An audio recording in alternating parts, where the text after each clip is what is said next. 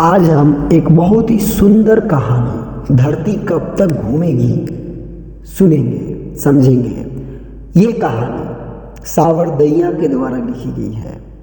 सावरदैया राजस्थानी भाषा के प्रमुख कहानीकार हैं। उनकी कहानियों में राजस्थानी समाज गहरे अर्थबोध एवं विविध छटाओं के साथ उपस्थित हुआ है। प्रस्तुत कहानी ये धरती कब तक घूमेगी समकालीन भारतीय साहित्य से यहाँ सभार संकलित है। इस कहानी का राजस्थानी से हिंदी में अनुवाद कहानीकार ने स्वयं किया है। मतलब कि धरती कब तक घूमेगी ये राजस्थानी कहानी है और इसका हिंदी में अनुवाद कहानीकार सावरदैया ने स्वयं ही इसका अनुवाद हिंदी में किया है। ये कहानी का पहला ही लाइन है, यह महीना समाप्त होने में 2-4 दिन और बाकी है। सीता ने सोचा और निश्वास छोड़ी।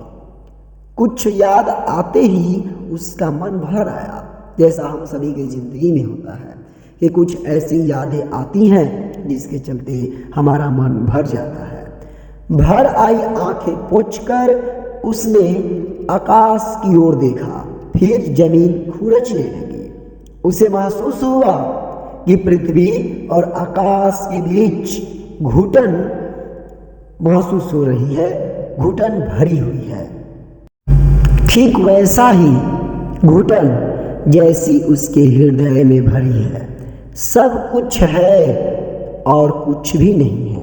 ऐसा हम सभी लोग सुनते हैं, जानते हैं, कहते हुए लोगों से कि उसके पास सब कुछ भरा पड़ा है लेकिन कुछ नहीं है। लेकिन फिर भी पता नहीं सब कुछ अजीब अजीब सा लगता है। पूरा घर भरा है, बेटे बहुएं हैं, पोते पोतियां हैं, दोहित दोहितियां हैं, मिलने को 2 वक्त की रोटी भी मिलती है, लेकिन पता नहीं सब कुछ अजीब अजीब सा लगता है। लगता है कि कहीं कुछ कमी जरूर है। पकड़ में चाहे न भी आए, दोनों वक्त खाना और निश्चिंत होकर सोना ही तो सब कुछ नहीं होता। मतलब कि 2 वक्त की रोटी मिल जाए और निश्चिंत से सो जाए, यही तो सब कुछ नहीं होता। रोटी के अलावा भी आदमी की कुछ आवश्यकता हुआ करती है। अलावा वाली इच्छाएं ही तो दुख भुगतने को बाध्य करती है। मतलब कि आपको अगर खाना मिल जा रहा है, निश्चिंत होकर आप सो रहे हैं, तो ये सबसे ज़्यादा शांति वाली बातें हैं।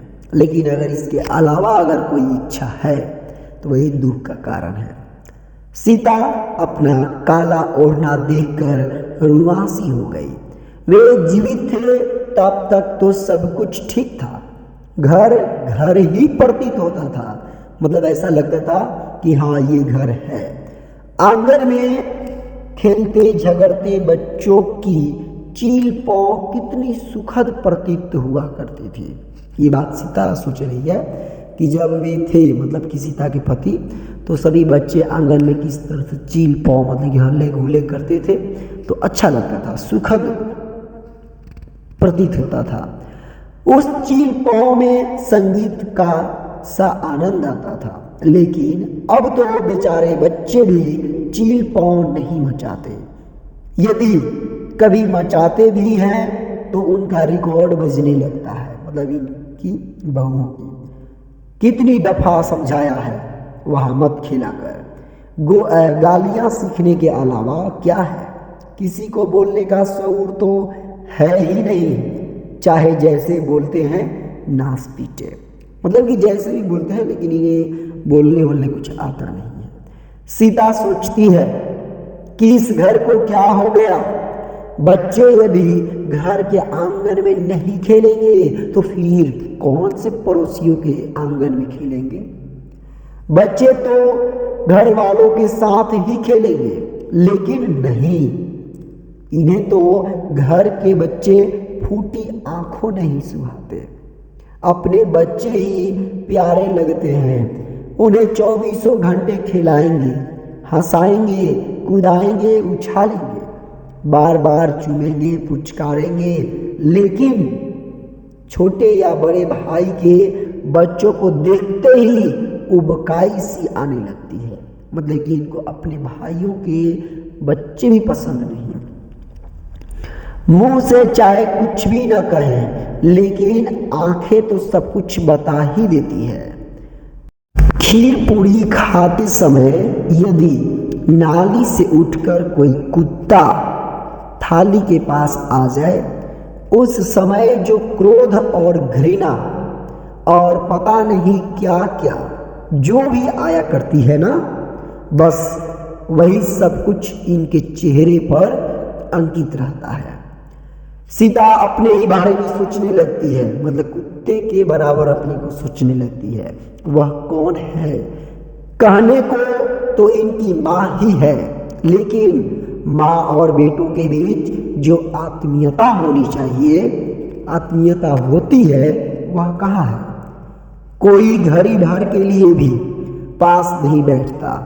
क्या हाल चाल है, तबीयत कैसी है, मन प्रसन्न है या नहीं, किसी वस्तु की आवश्यकता है या क्या पड़ी है इन्हें, ये क्यों पूछे? दोनों वक्त खाना खिलाते हैं, यह कम है क्या? लेकिन यह दोनों वक्त रोटी खिलाना भी खुशी खुशी कहाँ है? मतलब खुश होकर नहीं खिलाते हैं।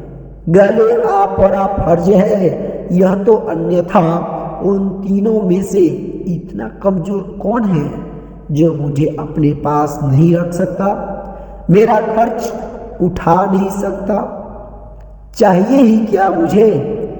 रोटी ये खाते हैं, रोटी मैं भी खाती हूँ। 5-7 व्यक्तियों के खाने के पीछे एक व्यक्ति का खाना तो ऐसे ही निकल आता है। नित्य नए पकवान मांगूं, वह बात तो है नहीं। वे रूखी खाएं तो मैं कौन सी चुपड़ी हुई चाहती हूँ, लेकिन अभी तो ये चुपड़ी खाए और मुझे रूखी डाले, तब तो कुछ बोल नहीं सकती। बोलते ही तानों की बौछार तैयार है। हाँ, हम तो भेदभाव रखते हैं, हमें तो चिकनी चुपड़ी पोसाती ही नहीं। गरीब आदमी हैं, मुश्किल से अपनी गुजर करते हैं, लेकिन अब जो आपको 56 भोग खिला सके उनके पास चले जाओ। ये सीता की बहुएं बोलती हैं। देखे कितने दिन रोटी खिलाते हैं, वे अमीर हैं तो अपने घर होंगे, उनकी अमीरी हमारे किस काम आने वाली? हमारे तो हमारी भूख ही काम आएगी। ये बात बोलती है वो। सीता याद करती है कि वह दिन कितना बुरा था जब बड़े लड़के कैलाश ने सुबह चाय पीते समय